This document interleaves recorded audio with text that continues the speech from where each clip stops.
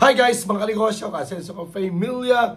Good morning, good morning. Medyo natagalan na naman. So guys, attention sa lahat ng mga OFW.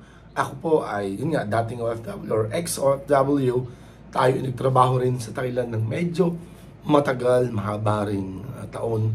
So kung kayo, siguro magulang nyo, mga kapatid nyo, kakilala nyo, kaibigan ninyo, naging OFW, nakakakita kayo ng mga nagfo-for good. Ako, masaya ako pag may mga kakilala ako, nakikita ako na after working for so many years abroad, nag-go for good sila.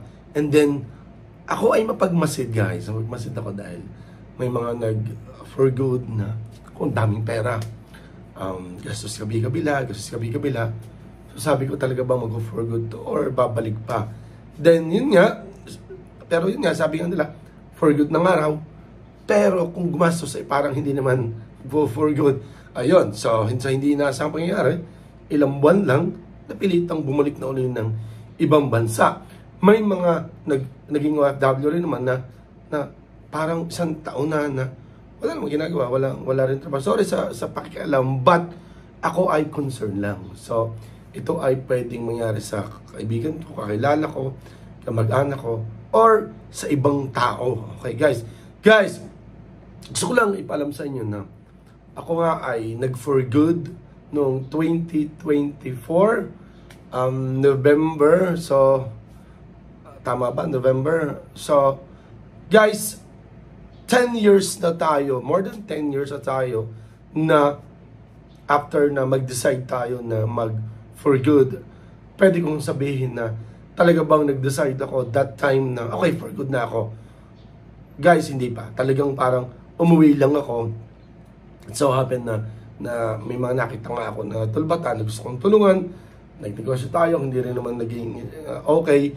Bumalik ulit tayo ng Thailand. Then, nagtrabaho ulit tayo. Saglit lang, bumalik ulit tayo ng Pilipinas.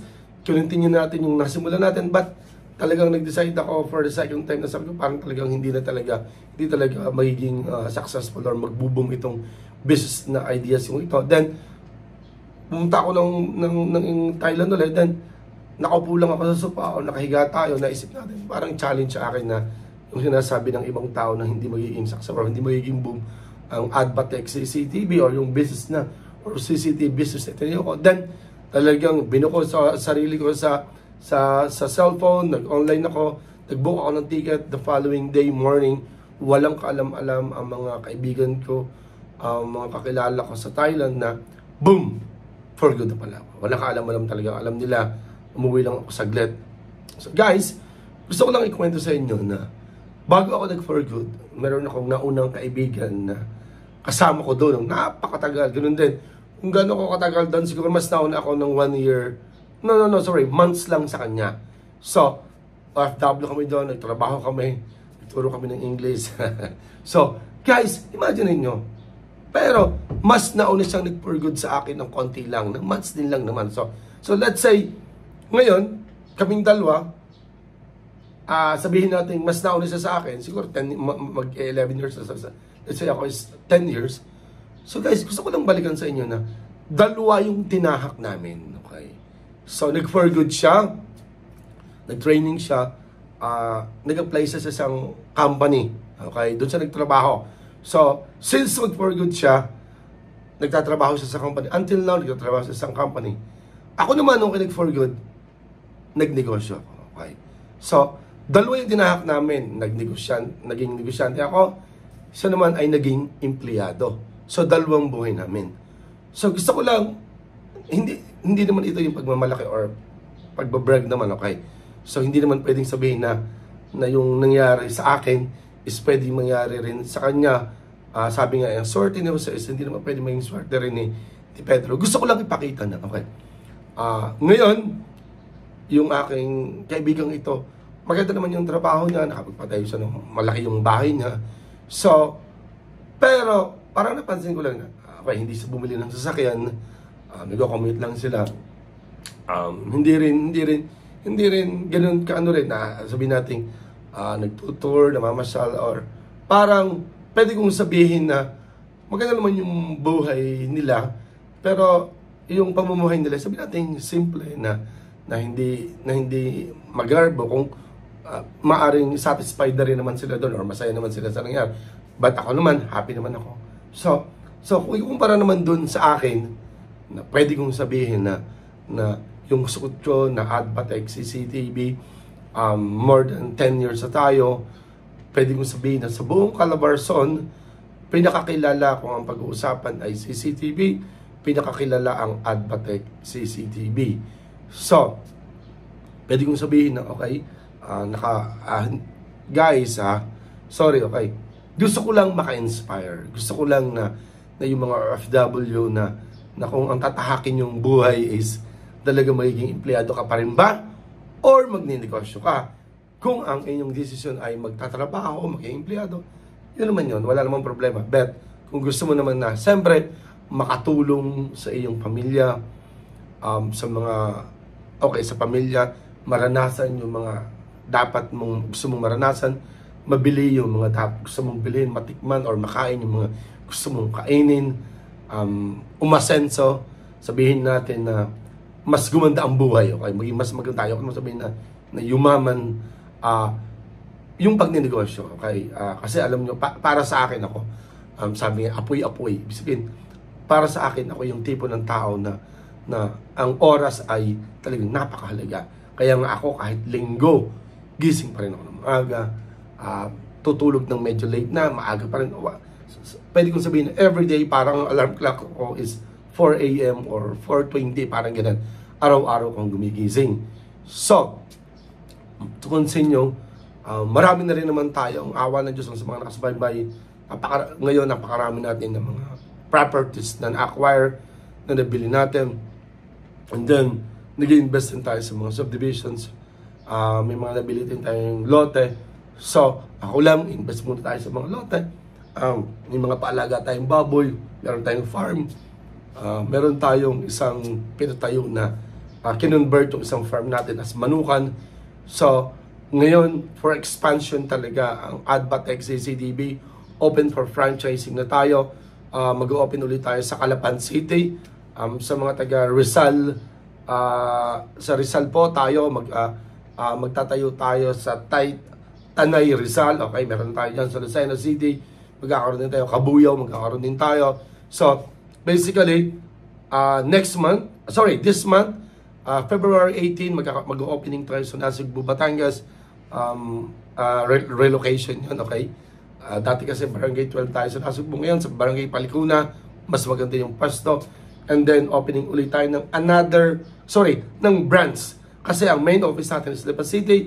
Magkakaroon tayo ng another office naman or branch sa Barangay Marawoy, Lipa City, tapat ng Olan Place. So guys, pwede kong sabihin na kung talagang gusto mo talaga na mas different naman. Kasi siyempre, imagine niyo guys, para sa akin lang naman, naging OFW ka for so many years. Naging empleyado ka, okay? Then, babalik ko ng Pilipinas, anong ini-expect lagi ng tao pag OFW? Pag ini-expect ng mga tao, pag OFW, siyempre, mapera. Ina-expect ng mga tao, pag nag-for good tayo, magtatayo tayo ng negosyo, and then ito yung magiging way. Kaya ka nga nag-ibang bansa para gumanda ang buhay ng pamilya mo, para maibigay sa kanila yung mga pangangailangan nila. And then at the same time, darating yung time na uuwi ka, mag-for good ka, magnenegosyo ka. Sa inyo mga OFW, anong gusto nyo ba mangyari? Magtrabaho kayo na magtrabaho, maayos yung buhay ng pamilya nyo, then umuwi kayo. Ano yung talagang plano nyo? Magiging empleyado ka rin ulit or magnenegosyo? Ako, honestly, in my own opinion, tayo naman ay meron tayong sariling tawag doon, meron tayong rights naman para mag-isip na or para mag-comment, parang gano'n. We are entitled sa our own opinion naman, parang gano'n. Para sa akin, natutuwa ako na makakita ng mga ex-OFW na may negosyo, nag-excel yung negosyo nila, uma-asenso sila. Tayo yung tipo ng tao na masaya sa success ng ibang tao. Kung ikaw ay hindi masaya sa success ng ibang tao, meron kang sakit. Alam niyo yung sakit niya? Sakit na inggit. Okay? So, bagkos, kung kayo ay nakakakita ng mga tao na nagiging successful, maging masaya tayo. sa kanila. So sa mga OFW, sana mag-ipon, sana yung tamang investment, yung tamang negosyo ang inyong pasukin, hawakan niyo yung pera niyo, magplano, hindi habang buhay ay malakas tayo, hindi habang buhay ay maganda ang trabaho, hindi habang buhay yung bansa ninyo na pinagtatrabahuhan ay maayos ang trato sa inyo, walang problema, walang sigalot, dahil mas maganda na yung handa. So, guys, ako, sana sa mga kapanood ng video natin na ito, share nyo, sana maging daan itong video ito na mag-isip kayo na ako pala pagdating ko ng Pilipinas, yun nga, magdinegosyo ako. So, pwede kong sabihin naman na yung Advatech CCTV, kung hindi ako naglakas ng loob, kung hindi parang na-motivate ako, na-challenge ako. Kaya guys, kung gaano ako kasipag nung mag-start ako ng business, pwede kong sabihin niya, baka mas masipag pa ako, mas focus pa ako nung compare doon nung mag-start ako. Dahil sabi nga nila paglaki ng negosyo, paglaki ng responsibilidad, kinakailangan mas maingat tayo. Kasi sabi nga nila, pag ikaw ay nandun sa taas, marami ang sumusungkit sa'yo, marami ang gusto na medyo, sabi natin, pabagsakin ka or labanan ka. Yun lang, kinakailangan maging ready, maging handa tayo. Pag nagnegosyo tayo, dapat may dibdib. Okay, dapat palaban tayo. So, guys, yun lang, na-share ko lang, hindi naman, not to offend, not to but yun nga lang, yung dalawang naging buhay namin. Ako at saka yung kaibigan ko, naging magkaiba yung pinasok namin parehas. Siguro nga talaga ako, mas business-minded ako kasi sa kanila. But sila nga, dahil kong sinasabi, magnegosyo na tayo.